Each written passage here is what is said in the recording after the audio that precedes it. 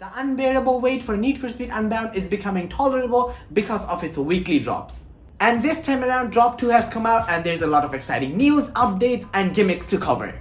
So without further ado, let's dive right into it.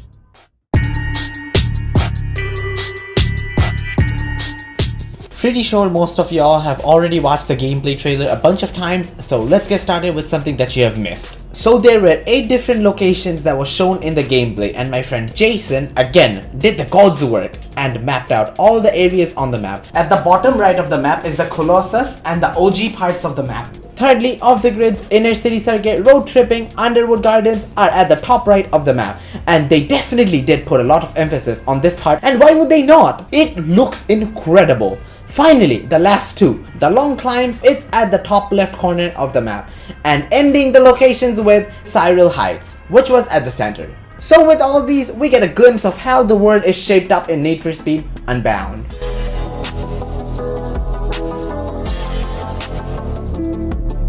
Right, so again, we will be covering the interesting things first and then moving on to the ones that are obvious. So in the article, they have confirmed parts removal. We'll be able to delete the bumpers, the front bumper and the rear ones, and possibly a lot more. This is probably because the Unite team is directly working with them, and this makes me so happy. Moving on to Twitter. Need for Speed tweeted out that we will be able to turn the effects off. By the way, a fun fact, it's not anime, it's more of a comic book style theme, which is called cell shading. To maintain that cartoony look that everyone's labeling as anime for some reason, it's not anime, and Need for Speed confirmed it. Anyways, we'll be able to turn the effects off, but basic tail smoke and trail lights cannot be turned off. People that were in between about the new art style can now shut the fuck up.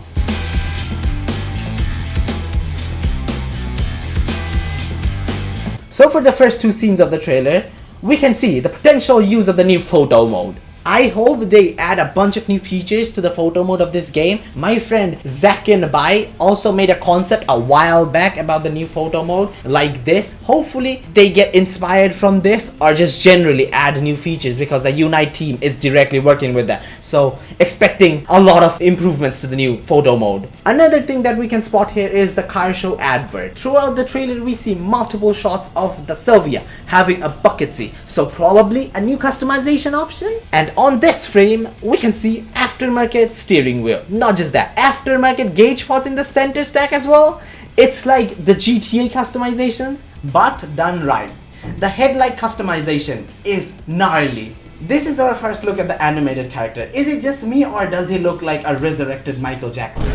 And right here we can see a brand new license plate. Not just that, we can see a vast improvement of the road texture from Need for Speed Heat. Right here we can see the UI, which is beautiful, but if we take a look-see, the driving effects are locked behind race qualifiers. So we'll have to finish the race qualifiers in order to get these unlocked. The vanities are tied with the progression of the game. There are 44 driving effects as we can see, and the heat level on the top right of the screen is persistent. Also black calipers with yellow text. Probably missed this, but hey, I'm here for you. It does look like the heat level in this game will be persistent like the older Need for Speeds, like in Most Wanted. If you get your car upgraded or just change the look of your car, it just gradually decreases over time, but probably persistent heat level. Also, did you notice the HUD turns yellow as soon as your boost is full? I don't know if you did notice it, but I can see a pedestrian on the sidewalk during a race. So this is probably something you have missed. Moving on to a new mechanic, which was first seen here, which is spotting. We don't know how it works yet, but we'll soon figure out what it is and how it will work. Also, if you take a look, see a random animated Need for Speed logo at the bottom right corner. Probably a saving logo, but regardless, it's pretty cool. Moving on to the top right, Easy Drive. Is it back? Criterion is working, so Easy Drive should be back. Anyways, logo for Easy Drive is back and it's on the top right. Alright, for the next one, we can see 2 different Nitros icons. Right here, as you can see inside the tag, there are 2 different auxiliary items equipped to the car. So auxiliary items are making a comeback in Need for Speed Unbound.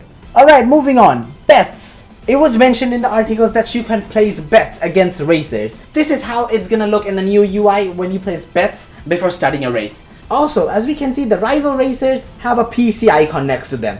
insinuating this is an online race. Need for Speed Heat had cross-platform, so I'm pretty sure Unbound is also gonna have cross-platform, and we'll be able to compete against each other, whether if you're on PC or on console. We'll be able to have fun regardless.